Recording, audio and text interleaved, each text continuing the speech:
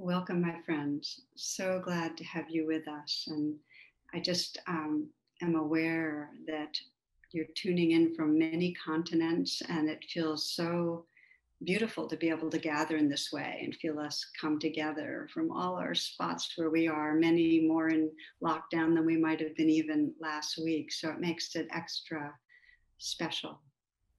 And I am really excited and delighted to have Elizabeth Lesser with me tonight for a conversation and a little bit on Elizabeth.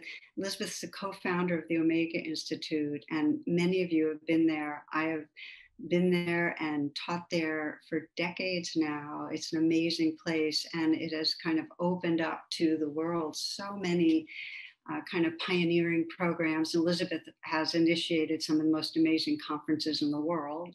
She's also given two popular TED Talks and is the author of a number of books, including New York Times bestselling book, Broken Open, How Difficult Times Can Help Us Grow, and her most recent book, which we'll be focusing on and which I've read, and oh my gosh, I highly, highly recommend, that we'll talk about is Cassandra Speaks. When women are the storytellers, the human story changes.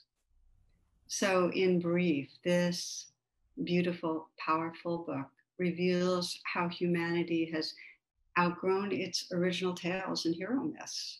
And it empowers women to trust their instincts, to find their voice, and tell new guiding stories that can really create the world that we believe in. So Elizabeth is a friend of my heart and a deeply respected colleague. And if you don't know her, if you haven't known her before, you will understand why I'm speaking in superlatives. Elizabeth, we are so delighted to have you with us. Thank you. Thank you. Thanks. It's a pleasure. Thank you. Hello, everybody from all over the place. It's just lovely to be with you. Yes, I want to jump right in to do with your new book because, first of all, we get grabbed by the title, Cassandra Speaks. Can you just, how did you come up with that title? Who is Cassandra? Let's just start right in with that.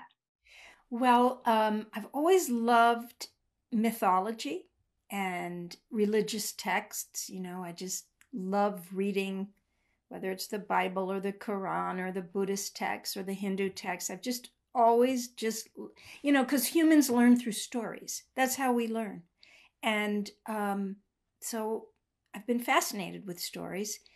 And I didn't take me long to notice, even way back in college, that, wow, most of the books we love, the heroes' tales, the parables, the myths, they're written and told by men. Because back in the day, P.S. also a lot now, the storytellers were men. And there's nothing wrong with the stories men tell and the values men tell their stories from. But a big swath of humanity was left out of the storytelling. So I went back and was reading and reinterpreting everything from Adam and Eve to Chinese stories to the Greek myths. And as I was writing, and I was writing about one of the Greek tales, the tale of Cassandra, we were in the midst of the Me Too movement. Now, I know that seems maybe like ancient history now. We've all been through so much, but really it was just like a year and a half ago. And one night I was watching television and I was watching the televised trial of those young girls who had been molested by their doctor, Dr. Larry Nassar. And the judge, in a rare way of dealing with a trial, first of all, allowed it to be televised and allowed 125 girls to tell their story in front of the cameras with Dr. Nassar sitting there. And for years and years, 30 years he'd been at it, and for years and years, these young women, most of whom were Olympic athletes, had told their mothers, had told their parents, had told their coaches, their college coaches, the U.S. Olympic team coaches. They'd told them that this man had been molesting them, but no one believed them.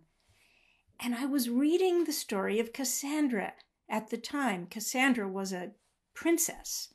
She was the most beautiful princess of the king of Troy, and Troy was an ancient city that was often at war with Greece. And she was so beautiful and alluring, all the men wanted to marry her, including the gods. Apollo, the son of Zeus, wanted to marry her. Zeus wanted to marry her. And Apollo offered her a gift, the gift of being clairvoyant, that she would be able to see into the future. She would see what was going to happen to her family and her countrymen and her world. And she wanted that.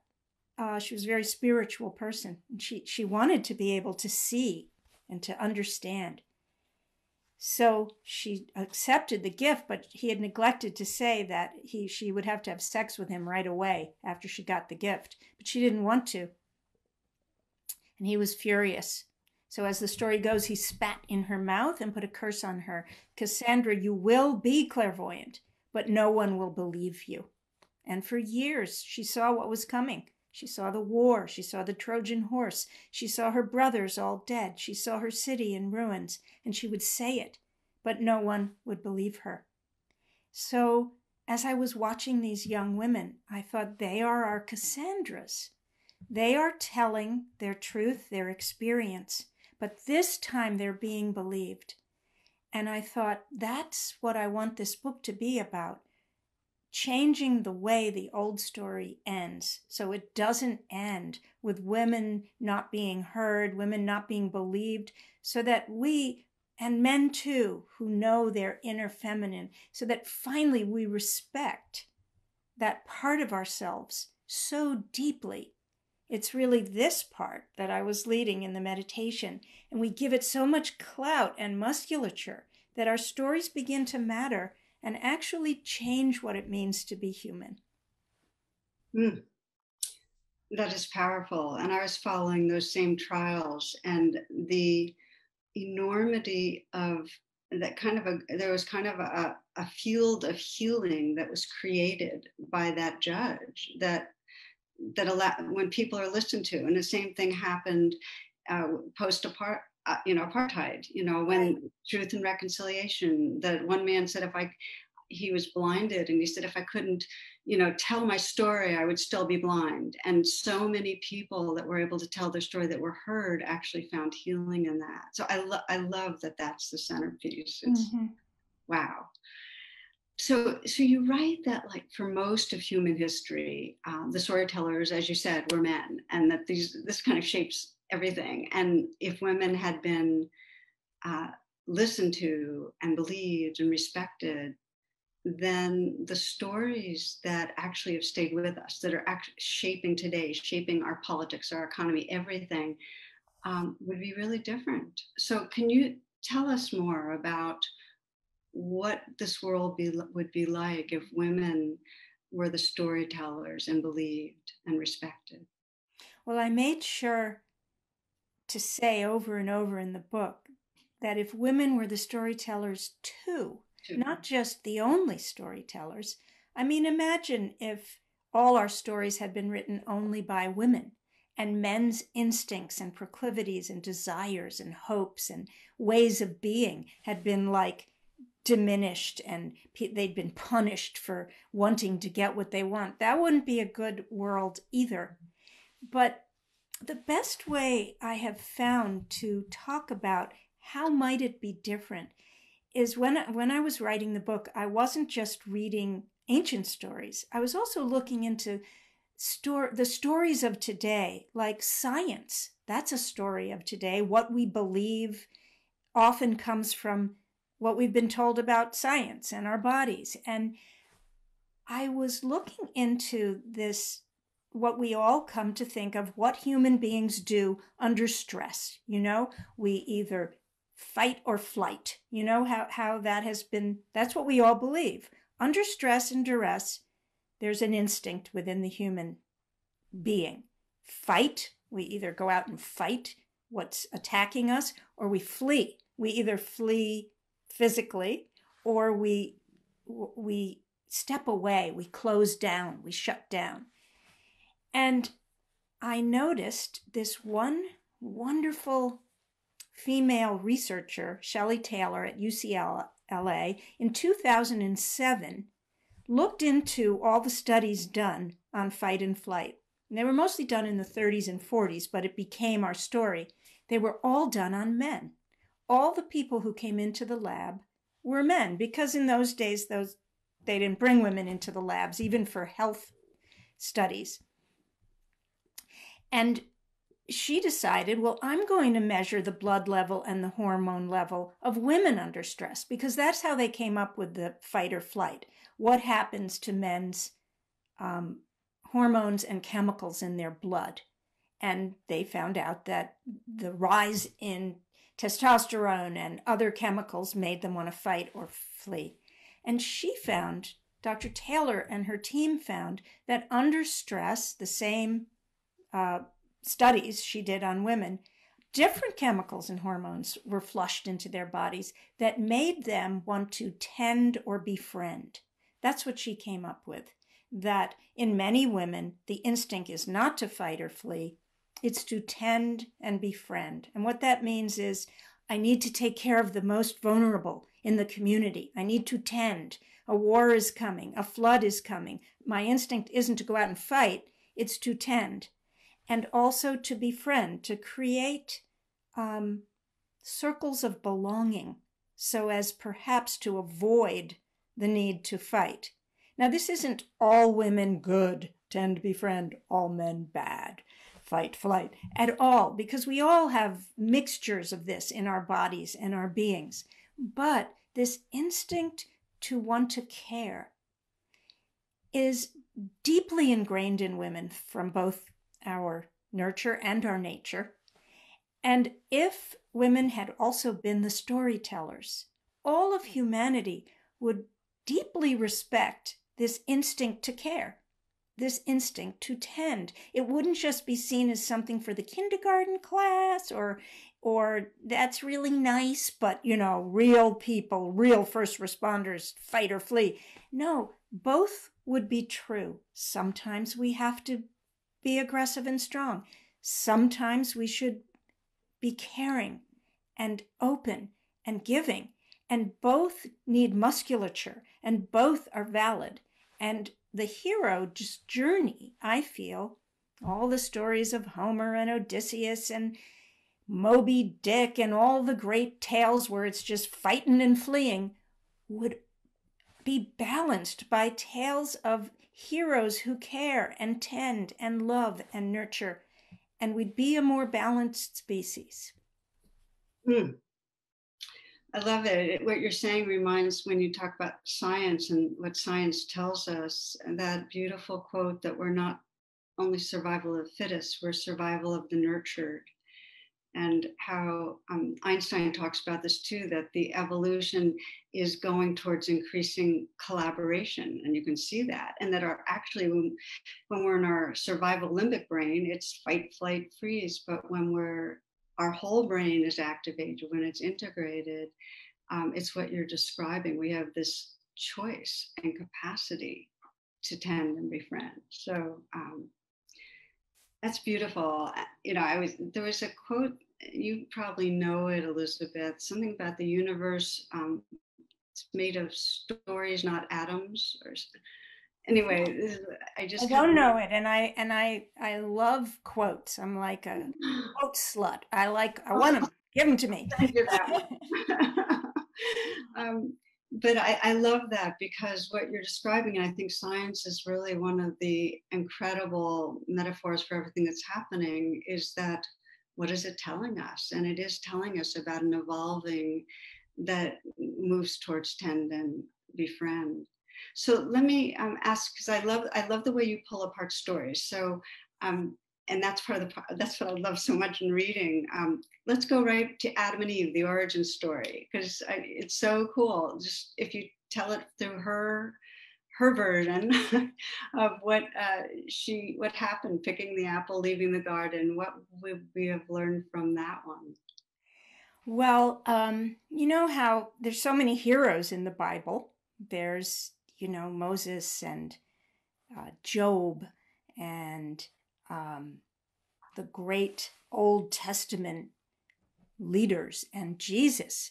And their stories are also similar. It's the hero's journey.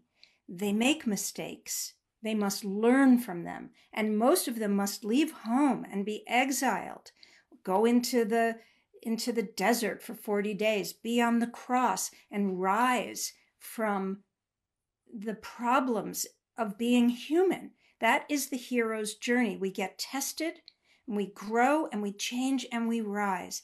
Eve is the only protagonist in the Bible who is punished for that same curiosity to grow and learn and change and be tested, and so to grow. She's second born. Everything's so cool and happy in the Garden of Eden. It's just Adam and God and animals, and nobody has to work, and it's just perfect. And then God decides to send a helpmate to Adam. Maybe he was tired of taking care of Adam. I don't know. And so he makes Eve, and she's second born, but she becomes the first to sin. And this is the story that women and men have inherited. Men are basically born fine and great, and women were born second, and they blew it. They were the first to sin because they were curious. Eve was told that tree in the center of the garden with that beautiful looking fruit, a snake comes and tells her, it's delicious and you'll become wise if you eat it.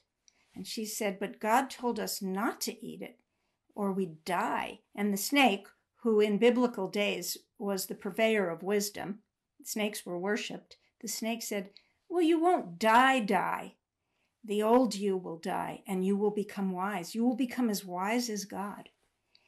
And she wanted it, just like all heroes want it. All heroes are willing to risk almost anything to step into their true self. And she did it, but then she was punished. So the story goes. P.S.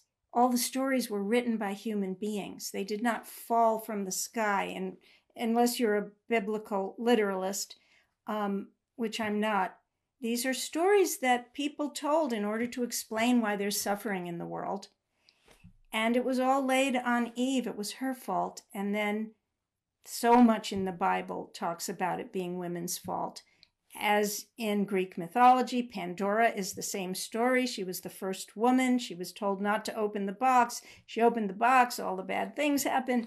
Many, many origin stories blame it all on women. And so we wonder why, even all these thousands of years later, women don't trust their voice or their instincts. Why would we? We were told there was something basically wrong about them.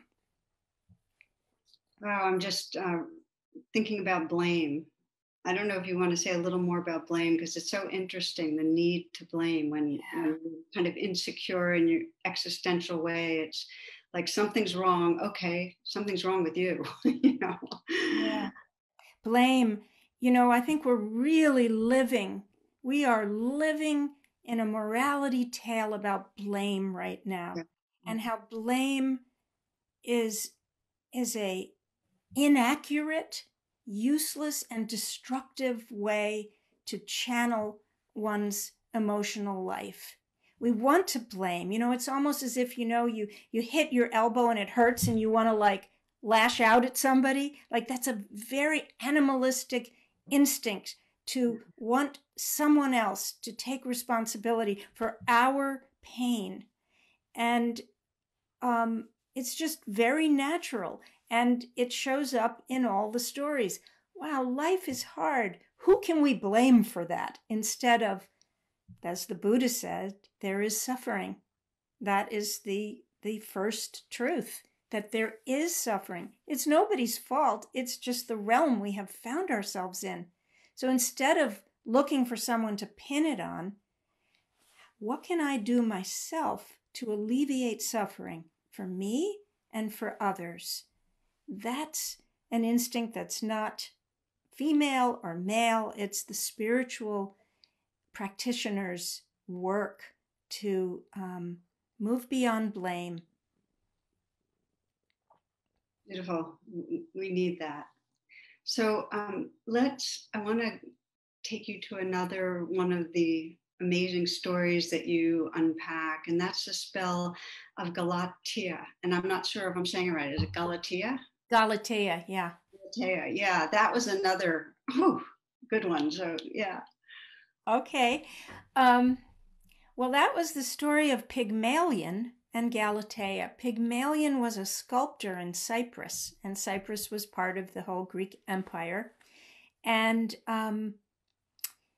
at that time, when he was being celebrated for his sculpture, there was this sense in Cyprus that women were just sexually running amok, like that, and this is when I really know this is a story written by men, that women were, any woman who was experiencing her body and her sexuality as something she wanted, she was a prostitute. And most of the women in Cyprus were seen as prostitutes. And Pygmalion, the sculptor, had had enough of it. He just didn't want to be with women anymore. They were just sinful. So he went into his sculptor studio and locked the door, and for a couple of years was celibate, and decided instead, out of white ivory, to make a perfect virginal woman. And he spent years perfecting this. It's sort of a creepy story in that he would adorn this sculptor, and he would put earrings in her ears, and he would pretend to brush her hair. And the gods were so impressed, first of all, by the beauty and the whiteness and the virginal body of this woman's statue, and also by Pygmalion's love of this statue. They were so impressed that Venus made the statue come alive, and Pygmalion married the statue once she came alive, because she was a virtuous, white, pure, thin, beautiful woman. And she came down off the pedestal, and they lived happily ever after. And there's been so many stories throughout history, whether it's, My Fair Lady or Pretty Woman, or all the reality shows now where women go through makeovers, where we want to be rid of this body of ours that isn't perfect, that isn't the white, chiseled, thin, perfect body. And we spend so much of our energy as women trying to look like something we're not. In this case, it's not the Greek Cyprian statue. It's the magazines, it's the websites, it's the television shows. We're supposed to all look a certain way. And if you haven't noticed, almost no one does. And the women who do aren't, what they have to go through in order to be so thin and tight and never age and have their hair a certain way. It's torture. It's like Chinese foot binding, which is a whole other story. For millions and millions of Chinese women for centuries, because men found tiny feet appealing and the helpless tottering was somehow sexualized, women bound their feet, which a lot of the high heels we all wear does the same thing. And so I tell that tale as a way of telling women of all ages and all races and all body types and sizes to get down off the pedestal right now and to love our bodies as they are, and to want them to be healthy and strong, but to stop putting so much energy into the facade so that we can actually be useful in this world, as opposed to this constant focus on how we look. I was so glad to see that chapter, Elizabeth, because just working over the decades with so many people, how I couldn't even give you the percentages. I feel like most everybody has an eating disorder. Most everybody, you gave some percentages, just has a deep dissatisfaction. And then I was also thinking of how this ivory whiteness of this statue, and with all the colorism in the world, and the biggest industry in cosmetic industry in Asia is whitening skin, and how just the violence of creating an ideal, like that. And so you just described the violence to women. It's a violence to men too. The men who are going after certain sex robots, or the pornography, getting hooked on an idea of what's perfect, makes it so that there's no intimacy possible with the real. And also, men suffer so much from their own pedestals that they're supposed to be on. Tall, buff, Yeah, strong, invulnerable, which is a different kind of prison, no less absolutely. harmful to the spirit and to the body and to the meaningfulness of life. And as you said, the colorism, the layers of what we all do to ourselves, trying to be who we aren't, trying to fit into boxes that we aren't. For people of color, it's just one more violence done to selfhood. Yeah. Well, thank you for that story, because I knew it in the vague recesses, but you just brought it right out, and it's such a powerful one. So, yeah. Um, there are some amazing quotes, as you say. You really have them, and really shocking ones from Jewish and Christian leaders and so on about women. And the general theme is women, as you've described, are sinful, not to be trusted. Their lives don't matter as much as men. I'm going to share a couple, and then I'd like some comments. So this is from Saint Tertullian. Thank you. I saw you going. I didn't want to take a chance on it.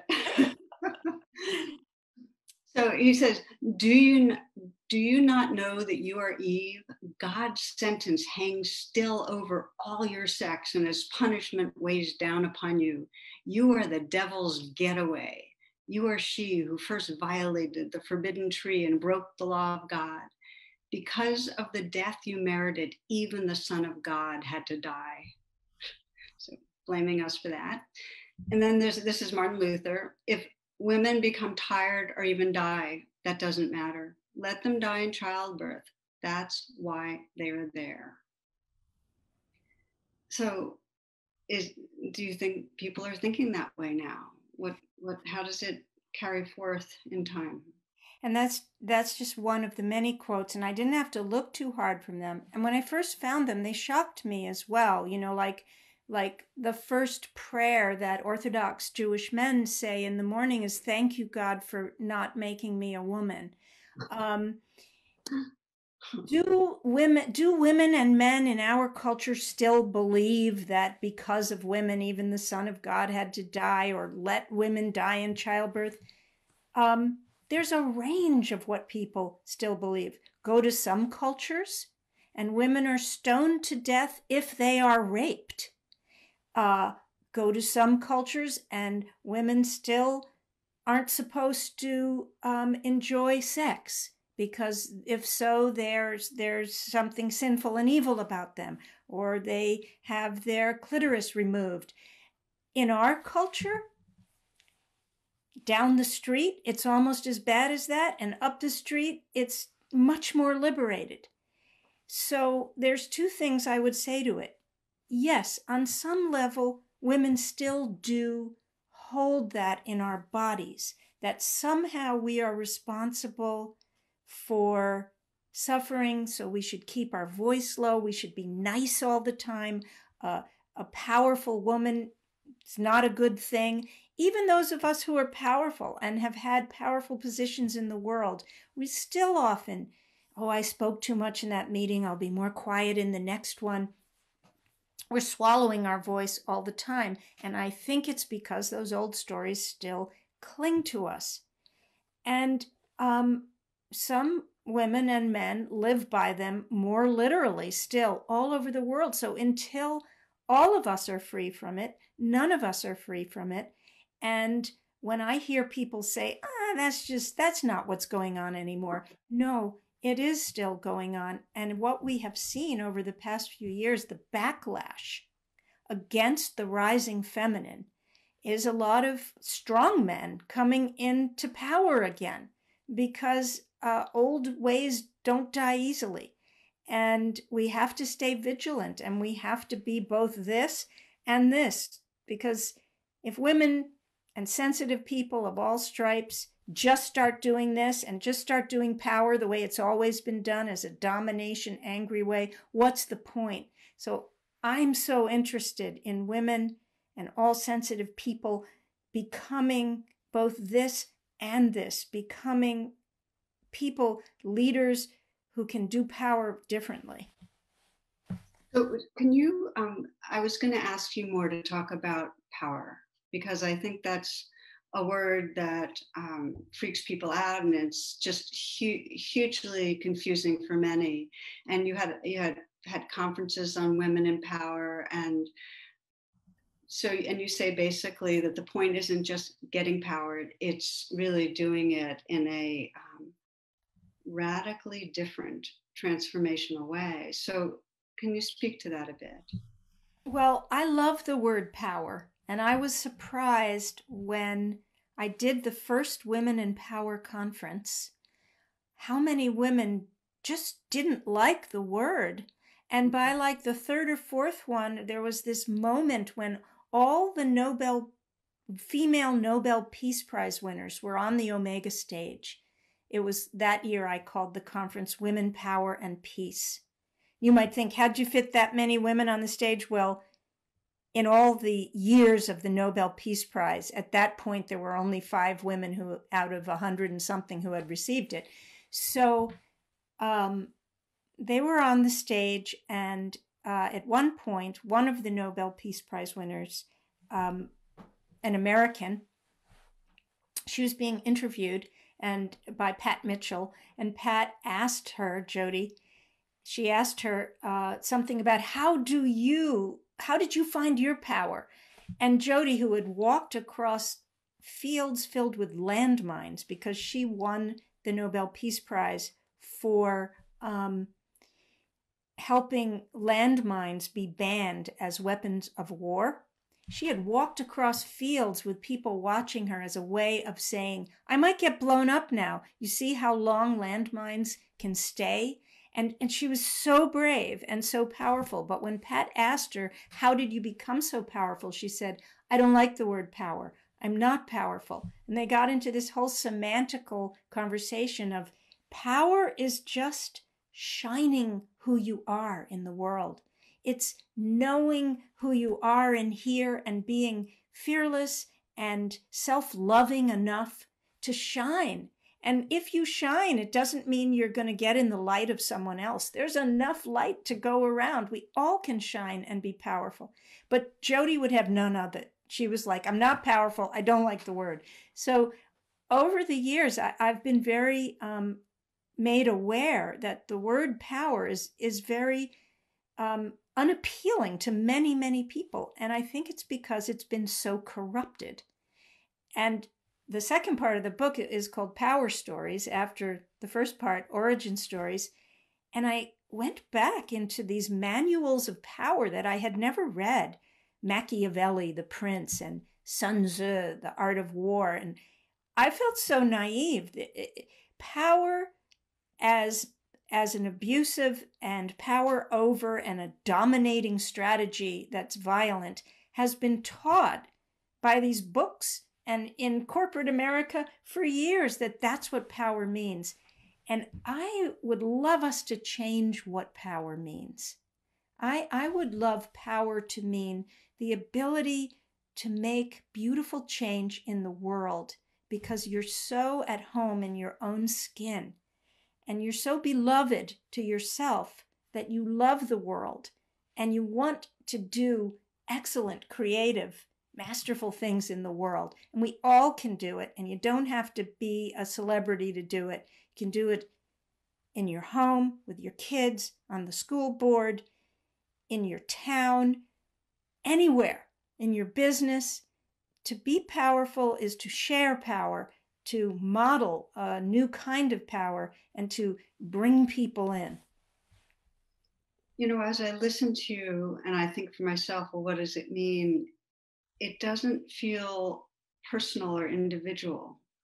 In other words, power feels like a neutral energy, and it is kind of in the universe, and it moves through me when I'm not identified with a separate self. It moves through Mm. me when I'm feeling a collectivity. Mm.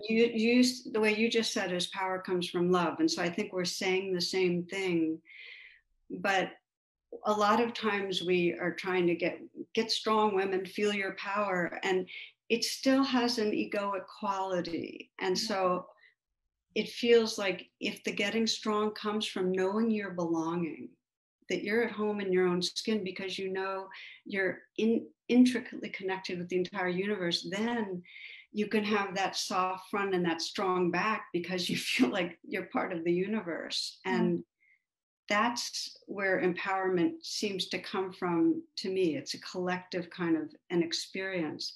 And so I'm curious because I'm too thinking like you are. The old power, the old stories of power are from male dominance hierarchies. Old power is always the form of power over. It's the stories of superior, inferior, and using that power to dominate. And the new power that I feel like the stories that we're talking about that really come from um, an immoral awake heart are the power that comes wanting to serve our collectivity. And it comes That's, from that sense of that's so connection. beautifully said. I love that. And I think it's such an interesting time to be alive.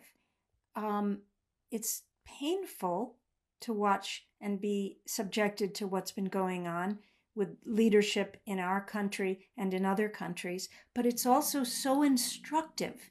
It's like it takes it from theory, and you can just say, do we want to be the kind of leader who makes other people afraid or feel less than, who believes that I'm the only one who can do this, stand down because I'm on top?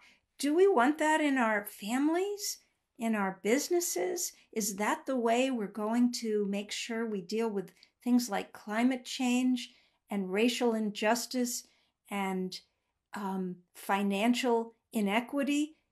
No, we can't clean all those serious problems up from that old style of power.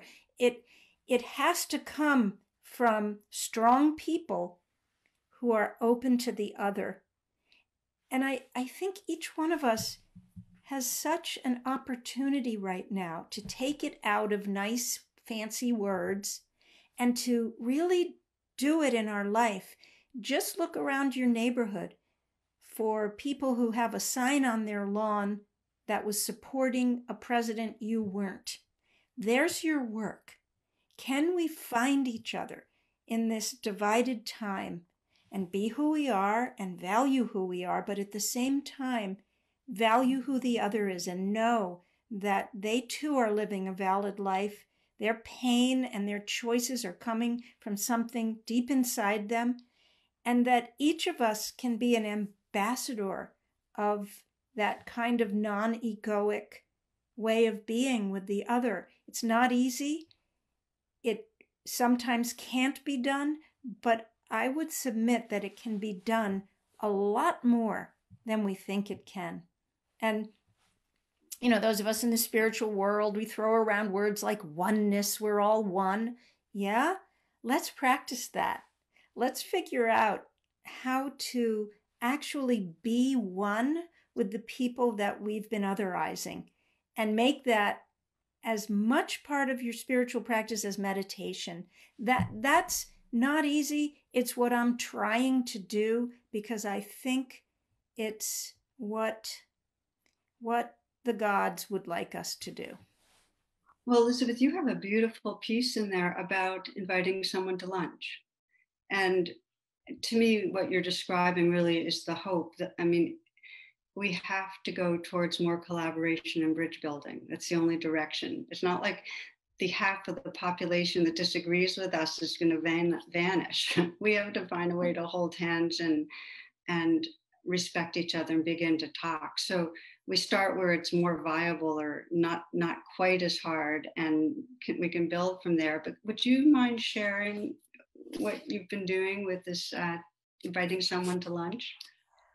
Well, I jokingly started it a few years ago. I actually did a TED talk about it because someone had heard me at Omega say that I'm going to start taking people to lunch who disagree with me, because we talk about diversity and we're such good people who are practicing anti-racism and anti-sexism. But when I really looked into myself, that wasn't where I was being the most obnoxious. It was people who disagreed with me, diversity of thought. Mm. And diversity of thought, as you said, is never going away. In fact, it's good. Just like diversity in a biosphere is good. You know, we know as biologists that we need diversity in the forest. We need a diversity of animals and insects. And diversity of race is rich and good and beautiful. And diversity of thought is not going away, and it's important. We can learn from each other, actually, as opposed to being against each other. We can all learn and grow. So I made this joke on the stage that I was going to take the other to lunch. And someone who was running a TED conference asked me to actually do it and then come back and do a TED talk about it, which I did. I have a TED talk called Take the Other to Lunch. And I started inviting people who disagreed with me. As you say, starting easy, like my brother-in-law who was against gay marriage, or someone who didn't believe in climate change, or someone who had voted for someone. And I went up until it got really difficult. I took a woman from the Tea Party, a leader from the Tea Party, to lunch. And I put out these ground rules. You can watch it in the TED Talk if you want.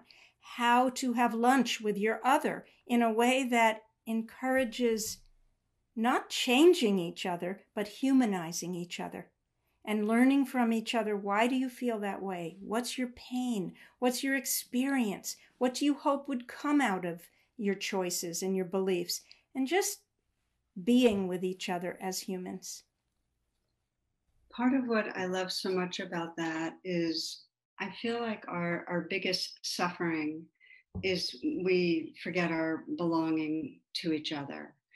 And the most horrific version of that is that we create these dominance hierarchies where we dehumanize those that are below us. And so the question I get most, Elizabeth, when in these last months, when I talk about not blaming, creating bridges, is I can do it with a lot of people, but the person in my family who's a white supremacist, I can't do it with them.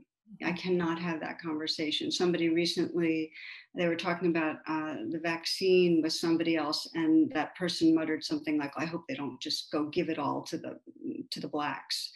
Something like really like that. Even as I say it now, it just my heart gets choked by it.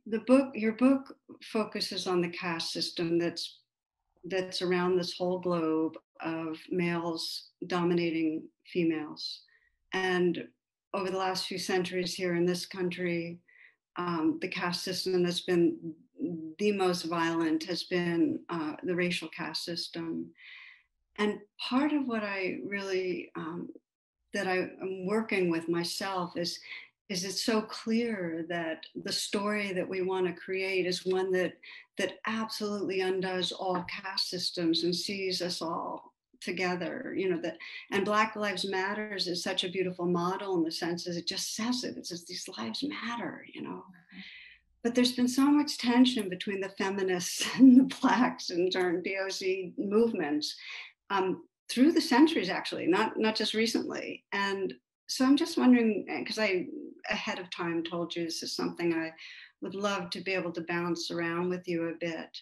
Any thoughts or insights you have on here we have not just male storytellers, but European white male storytellers creating stories that create a racial caste system. And what's going to help undo that? Well,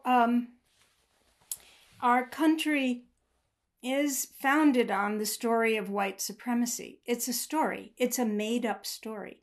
We had to have that story in order to have slavery. You couldn't enslave so many people if you didn't believe and tell the story over and over that we are superior to them. That is a story.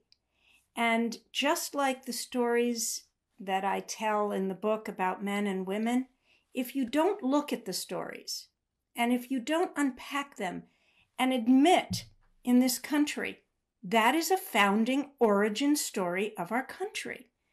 Hello, everyone. This isn't about blaming you all, you bad white people. This is just about, would you admit that this is the story that the country is founded on and that it is in our DNA and its tentacles are still around us? And can you read about it? All the incredible books that have come out over the past couple of years, written by Black authors about racism and anti-racism and white supremacies. I have been just imbibing these books because it's a story I had the privilege not to really know. And now I know. I must know that story. Just like those quotes you read from the Bible, like you think, why should I read those? You should read them because they still live in our bodies. So one way to deal with any kind of oppression is to unpack the stories, decide as a culture, that is not a true story. No, whites are not a supreme race. And therefore, we're going to tell a new story now. And that story, in the case of the cast of racism, is Black Lives Matter. It is a fantastic rallying cry because it's simple and it's true.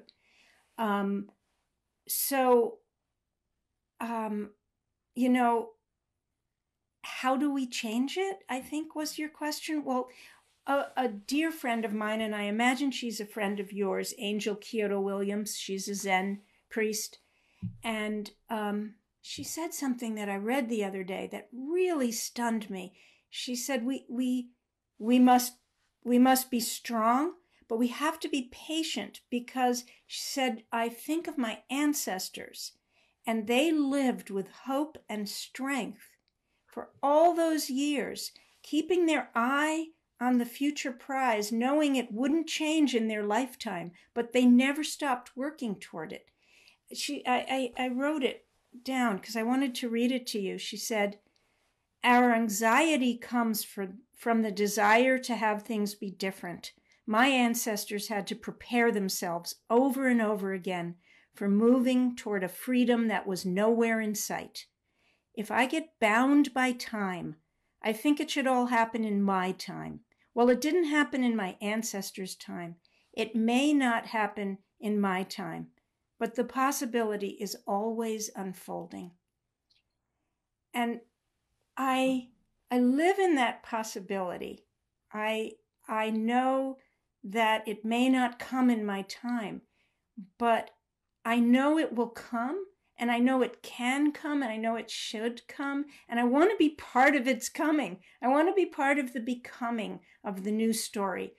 So I find what she said really hopeful, that her ancestors kept working even though it didn't come in their time, and she's going to do the same thing.